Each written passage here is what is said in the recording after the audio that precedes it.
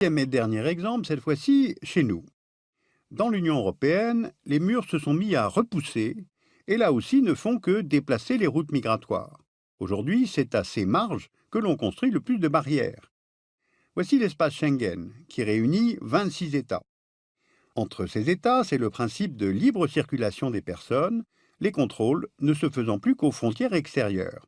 Eh bien, c'est précisément sur ces frontières extérieures que plusieurs barrières ont été construites depuis 2011, notamment au sud-est de l'Europe pour contrôler les flux de migrants, notamment venant de Syrie, d'Afghanistan, d'Irak, d'Érythrée. Il y a tout d'abord la barrière construite par la Grèce, au nord de sa frontière avec la Turquie, face à la ville turque d'Edirne. Elle fait 12,5 km de long.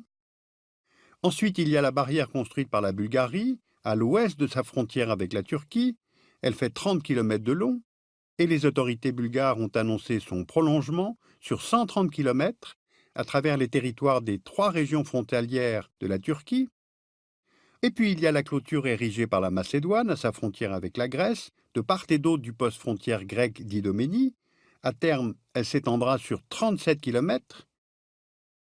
Plus au nord, maintenant, il y a celle construite par la Hongrie de Viktor Orban sur la totalité de sa frontière avec la Serbie, sur 170 km, mais aussi celle qu'Orban a fait construire sur la frontière avec la Croatie.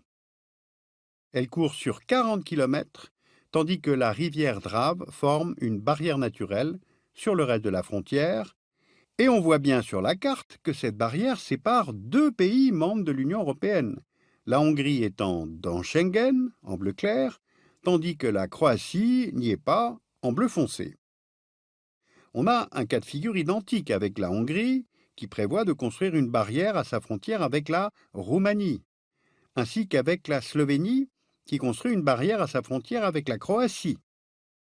Voilà donc toutes ces barrières érigées récemment sur les frontières extérieures de l'espace Schengen, et parfois même entre 2 pays qui appartiennent à l'Union européenne. Et de plus, il y a un État qui érige des barrières au sein même de l'espace Schengen, c'est l'Autriche. On voit que tous ses voisins appartiennent à Schengen.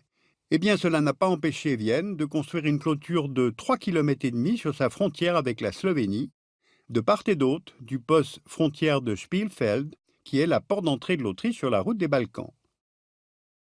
Et l'Autriche envisage de construire une clôture de 370 mètres sur sa frontière avec l'Italie, au col du Brenner, qui est l'un des principaux points de passage entre le sud et le nord des Alpes, ce qui est totalement contraire au principe de libre circulation au sein des pays Schengen.